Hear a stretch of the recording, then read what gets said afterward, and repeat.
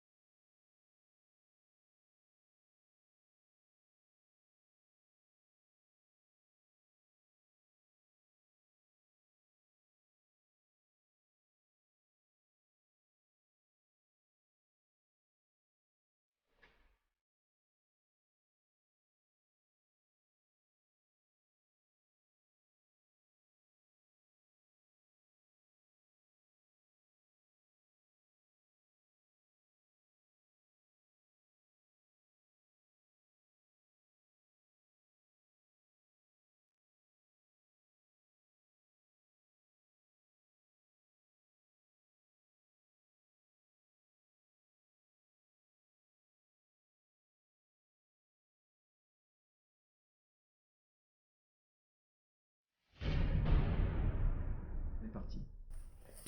Alors déjà, ce qu'on peut dire de ce livre, c'est que c'est un livre donc qui s'appelle Louve musulmane, qui est aux éditions Archipoche, et c'est un livre qui a été écrit par Amal El Atrassi, qui est bien la sœur du fameux comique Mustapha El Atrassi.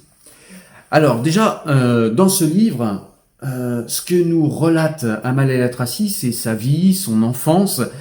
Et le moins qu'on puisse dire, c'est qu'elle a eu une vie et une enfance traumatisante.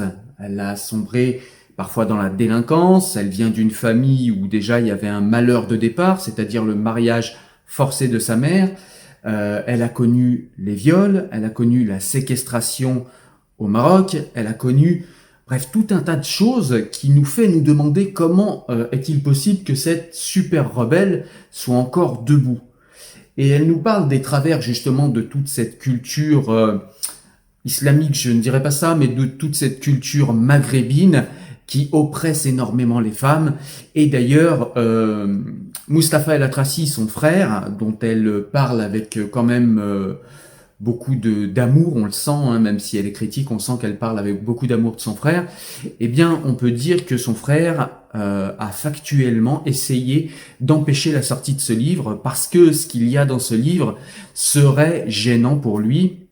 Pourquoi? Eh ben, c'est à lui de le dire, mais moi j'ai peut-être une théorie qui n'est pas dans le livre, c'est quelque chose que je théorise, c'est que très souvent en fait les garçons sont plus choyés dans les familles maghrébines que les femmes. Et donc du coup, eh bien les souffrances des femmes doivent être tues parce que c'est une honte, parce que c'est quelque chose qu'on veut cacher, et au profit de la réussite des garçons. Et là, on en a un cas emblématique avec la famille El Atrassi. Donc c'est un film, j'allais dire. Non, c'est un livre, mais c'est vrai que c'est très romanesque et on pourrait limite en faire un film. Mais c'est un livre qui m'a beaucoup touché, qui m'a beaucoup marqué. On se demande comment cette femme a pu rester debout avec autant de souffrance, avec autant d'embûches dans sa vie, avec autant de traumatismes et de choses traumatisantes qui se sont passées dans son vécu, hein, puisque ça a continué un peu après l'enfance et un peu après l'adolescence. Donc voilà, elle s'est sortie de tout ça. C'est quelqu'un qui en plus en sort avec pas tant d'amertume que ça, avec pas de haine envers les siens, et ça je trouve que c'est vraiment admirable. Donc voilà, c'est un livre que je vous conseille évidemment, une biographie vraiment émouvante, inspirante. Il faut avoir le cœur bien accroché parce que c'est quand même une vie qui est peu courante, même si moi, vous le savez, pour ceux qui me suivent, j'ai grandi également en quartier. J'ai vu des destins abîmés, j'ai vu des personnes galérer, y compris moi d'ailleurs. Mais là, on est vraiment sur un niveau de souffrance et de traumatisme qui est extrêmement élevé.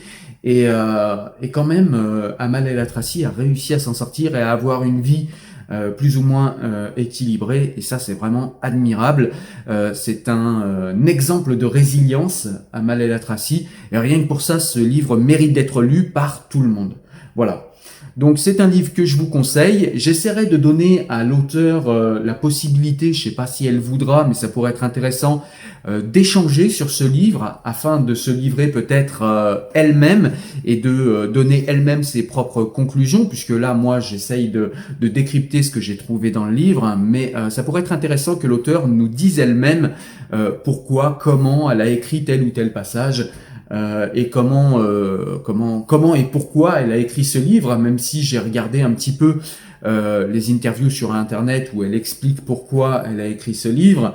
Ce serait parce que son frère, quand on lui parle de sa vie personnelle, est assez évasif, voire agressif quand on insiste.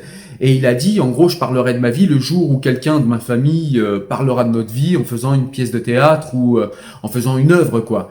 Et donc, du coup, c'est peut-être ce qui a été au départ de l'écriture de ce livre d'Amal El Atrassi, où elle raconte ce qui lui est arrivé. Et donc, voilà. C'est aussi peut-être de manière inconsciente pour en parler aux autres membres de sa famille qui sont plus petits qu'elle, puisqu'elle a une grande famille.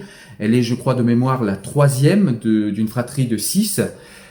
Donc voilà, un livre vraiment très émouvant, très intéressant parce que la résilience, parce que la souffrance, parce que pour montrer ce que beaucoup de politiques, beaucoup de personnes issues de cette culture, issues de ces micro-sociétés ne veulent pas voir. Amal El Atrassi témoigne, et c'est un témoignage poignant qu'il faut prendre en compte, puisqu'on remarque dans notre pays qu'on aime bien prendre les témoignages, mais seulement les témoignages avec une vie parfaite, avec un happy end, même si là, effectivement, il y a une fin qui est sympathique. Il y a quand même un vécu traumatique extrêmement important, et il y a aussi des us et coutumes qui sont questionnés et interrogés dans ce livre. Donc voilà, c'est vraiment un livre que je vous conseille. Pour cela, voilà, je vous dis à très bientôt pour vous parler d'un prochain livre. Ciao, ciao, salut.